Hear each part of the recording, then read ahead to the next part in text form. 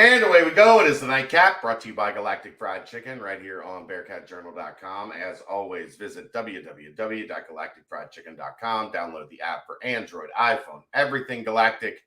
Get down to Dayton, Kentucky. Time to pump it up. Save yourself 15% on their delicious chicken tenders, the chicken dunkers, the fried chicken, the cat, whatever. It is what it is. Or go to the app, tell them to pump it up, save yourself, or go to the app, have it delivered. The cat's got me all shook. Go to the app, have it delivered. They will bring it anywhere, pretty much anywhere within inside the 275 loop, right to your front door. All right, Aaron. Me. Not a good sign on how we started this. No. That's all right. I was doing a thing with Tom Brenneman today, and Tiger started barking his head off at something that was going on outside. I did like an hour of outside stuff this morning, and I got through like 47 minutes of it. Last 3 minutes, Tiger decided to start barking. I rolled the dice. I'm gonna refrain on commenting on that one, but look. If you want me to do something now, I'm going to be home alone with the dogs. They're going to bark. Like I don't know what to tell you. I just mean on being on Tom's show, but yeah, whatever. I was nice. They asked me to be on. I said okay. He was very complimentary of my work on radio. He actually said I had no idea who the guy was. Then I started listening to him on radio, and he's pretty good. Thanks. Appreciate it. Whatever. We got a couple things we could choose from tonight. We picked one. We'll probably save the other for tomorrow night. Can't wait. I know that one's going to be exciting. More Pac-12 TV negotiation information, which is just going swimmingly for them. I'm really impressed with how well that conference is handling things. Instead. Bill Conley, who works for ESPN, he does the S&P Plus, very numbers-oriented guy, put out a list of his top 75 quarterbacks. Depending on the numbers we're talking about, I suppose. Right. The best 75 quarterbacks of the 20th century. Quarterbacks to play in college football, since 2000, 2001, whatever. Guess who is not on the list, Aaron? One Desmond Ridder. Yeah. The third winningest quarterback in the history of college football. Did not make the list. A lot of guys did. Dave had some back and forth with Bill Conley today. Bill was rather cheeky. It's probably a good word to describe Bill's response to Dave and the BCJ Twitter account. And this cracks me up. He didn't appreciate the quote tweet. He was mad about the quote tweet. Oh, there's some people that hate being quote tweeted, man. Like, look, it's a feature of the website. There are a couple people who hate me solely because I quote tweet everybody for my following to enjoy. Like, if you don't want to be quote tweeted, then don't be on Twitter. Or don't put shitty takes out there for me to quote tweet. Right. How dare you quote tweet me to your large audience? In my case, it's usually how dare you show up in my mentions and think that you're not going to be quote tweeted. I quote tweet everything. But I digress. Let's this is your deal. So when it's your deal, we put you in the driver's seat. Let's go through Bill Conley's list of the top 75 quarterbacks of the 21st century that did not include the third winningest quarterback in the history of the sport. And we're not going to go all the way through this entire list because I don't have the time or the patience that I care to do any of that. Sure. But I will start out with the bottom of the list, and we'll go until we decide to stop. I think that feels about fair. I mean, here's the thing. Like, do I think Desmond Ridder was one of the elite quarterbacks of the past 20 years? Like top 20. No, He's not because he's not top 3, even though top 3 winningest. And I know that's something I actually wanted to say this, because I know we herald Tom Brady as the greatest quarterback to ever play the entire game because he has 7 rings, and Joe Montana has 4 rings, so he's the second best. Like, and I know we do a weird thing with the NFL that we don't do with the NCAA, and despite what it all may be, there's 26 players, 22 players. Sorry, I don't know where 26 came from. 22 players, though, that play on either side of the ball, not even mentioning special teams. Sure. These games aren't won just by the quarterback. No, but quarterback wins, for whatever reason, are a thing. It's a very wide receiver wins are not a thing. Running back wins are not a thing. Not ever. Defensive rush end wins are not a thing. Defensive wins are rarely a thing, right? Like we'll shit on the quarterback for being a shitty quarterback. Like, looking at you, Baltimore Ravens, and it blows my mind, though, that we have heralded the quarterback position above the rest of the entire field. Yes, it's very important. It is the most important position, but it's not the be all end all. Now, what I do think here is what Bill Connelly has done, has decided arbitrarily that Cincinnati under Luke Fickell won games because of defense, not because of Desmond Ridder. I think that's pretty clear, right? Or he just disregarded P5. No, there's a bunch of G5 guys in there. I wouldn't say a bunch. There's quite a few. There's a handful. I wouldn't say a bunch. Even as we go through the numbers. Yeah, but my point being, if he was discrediting G5, there wouldn't be many of the names that are on the list. He went very high on QBR, as he was clearly looking at QBR as a ranking. And I don't have the QBRs because they were conveniently he left them off so he could pick and choose. They were conveniently disregarded in the stats that he gave here in his top 75 list. But QBR was clearly a thing that he heralded, and also not to be surprising, because like he runs S&P Plus. That's his metric that he and Bud Elliott created. So for a guy like that to use a analytical metric, like, that's not surprising, right?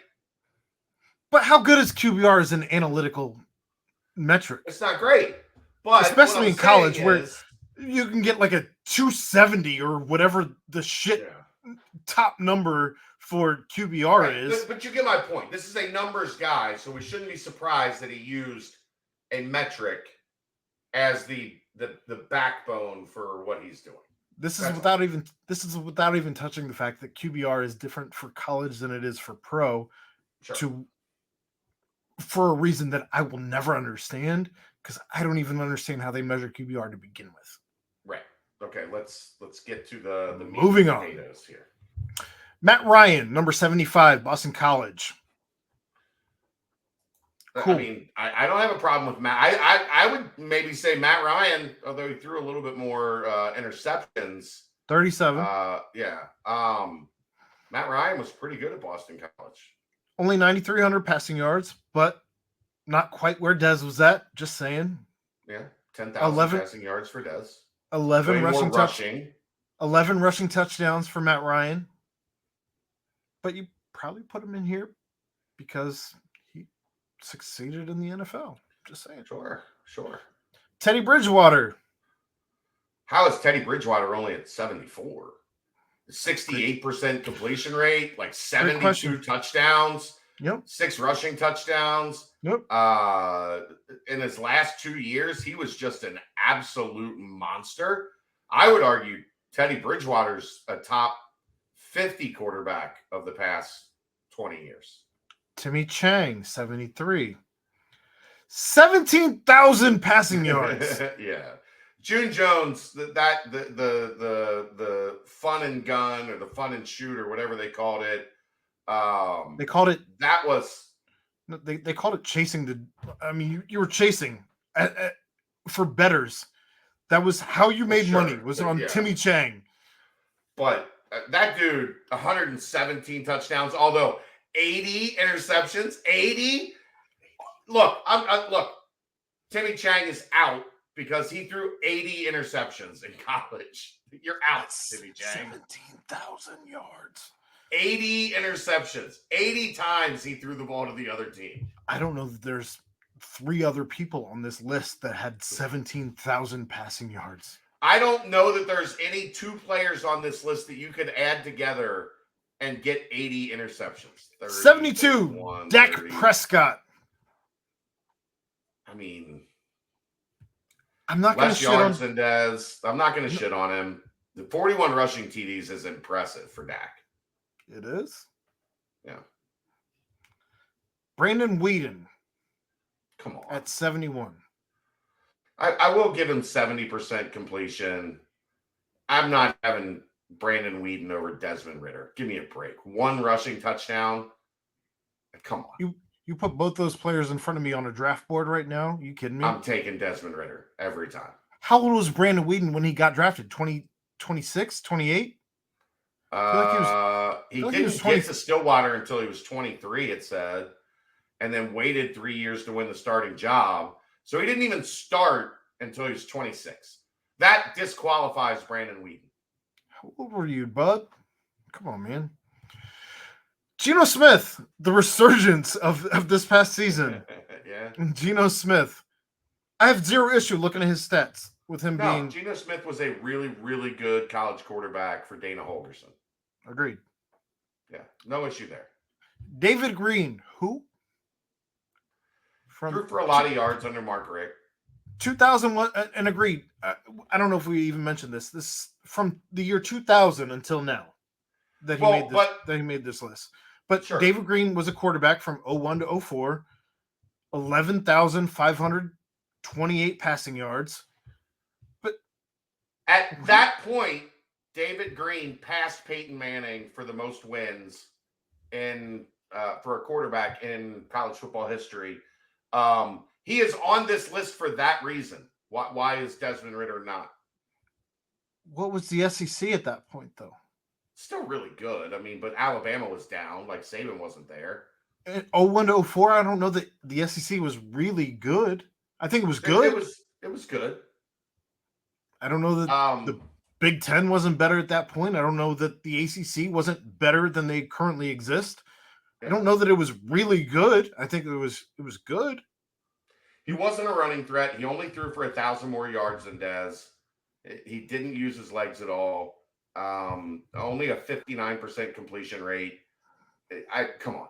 But like I said, David Green is on this list because he has 42 wins, which at the time was the most in college football history. Guess who has more wins in college football than David Green? Desmond Ridder. Come on. No way, David Green.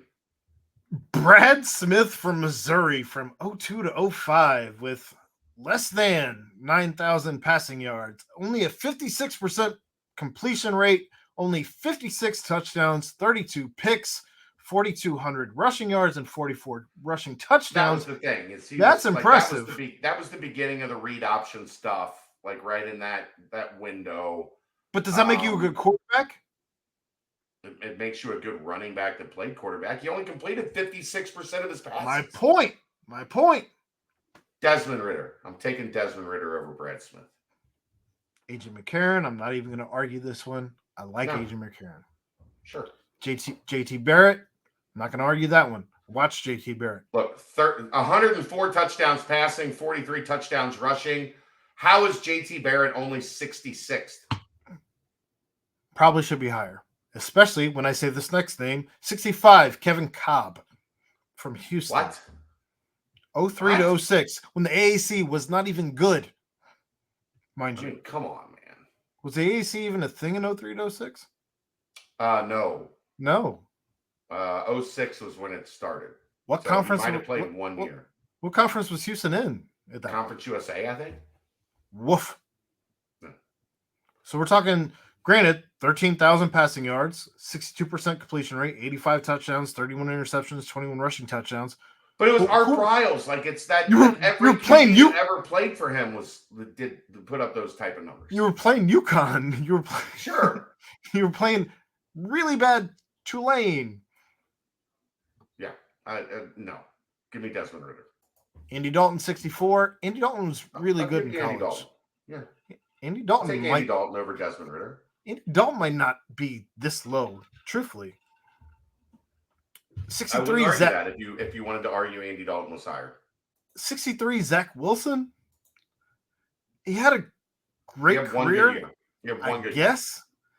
But 7,600 yards, 68%, 56 touchdowns, 15 picks, 15 rushing touchdowns.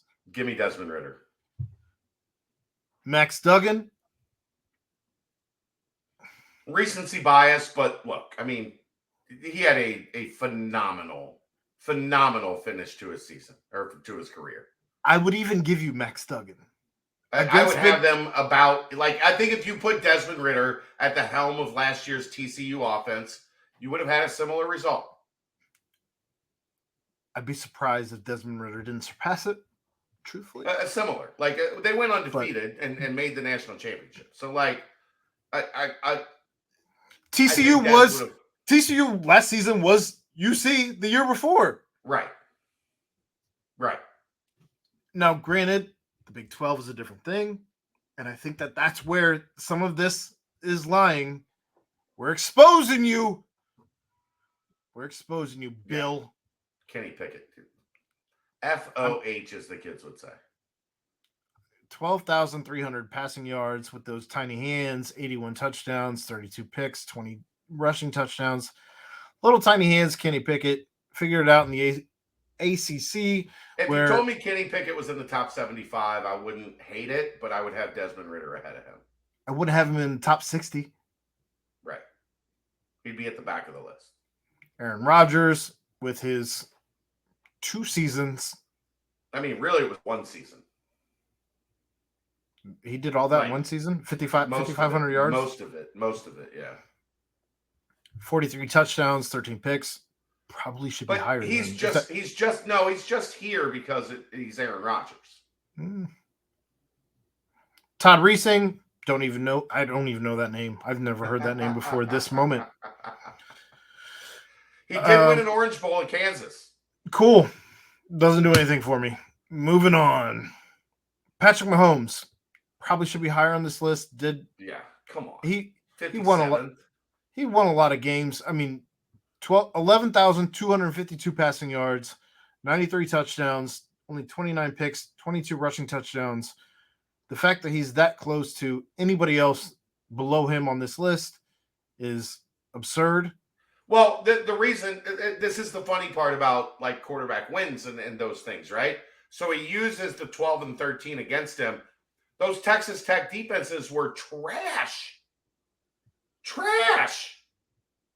So, of course, his record wasn't good. He didn't have any control over that. He also plays a lot of games with QBR, which what are you doing? I'm not putting in any conversation ever Patrick Mahomes versus Mason Rudolph. Right. Fuck at it. I'm not even. Patrick Mahomes. I'm not even using the FOH. Fuck out of here. What are you doing? Ever. Right. Duck home. Duck Rudolph. Anyway, Joey Harrington. You can put Joey Harrington in the top 10, and I'm not going to argue it. Joey Harrington, when he was drafted, was one of the best recruits of all time. Yeah, he's another guy that really, like, it was the strength of, like, his final year. Only a 55% completion rate.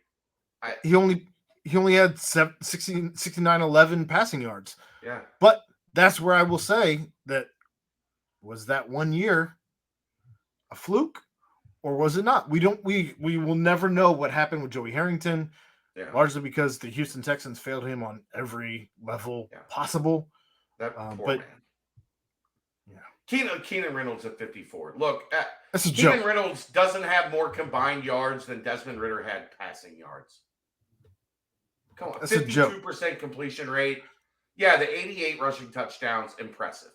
One of the greatest option quarterbacks of all time, I won't argue with. He was not a better quarterback than Desmond Ridder. Shut up, Bill Conley. Brad Banks, only 2 years at Iowa, only 3,000 passing yards. How are you rating Brad Banks above Joey Harrington or Aaron Rodgers? What are we doing? So, David Carr at Fresno State. There's another one. Really good college quarterback. But that's another one where I put in the Joey Harrington realm, where the Houston also Texans, he only played 1 year in the 2000s. Houston Texans failed you. Which brings us to 51. Dan Lefevre at Central Michigan. Look, maybe the most impactful quarterback in the history of college football that didn't play for Cincinnati. You know what Dan Lefevre did, boys and girls? Tell me more. Dan Lefevre got Brian Kelly the Cincinnati job. Oh. And then stuck around in Central Michigan for 3 more years and got Butch Jones the Cincinnati job. That's crazy. Who was his quarterback's coach? Did he ever have a quarterback's coach? I don't know. Doug Martin or the Miami coach, I think, probably under BK.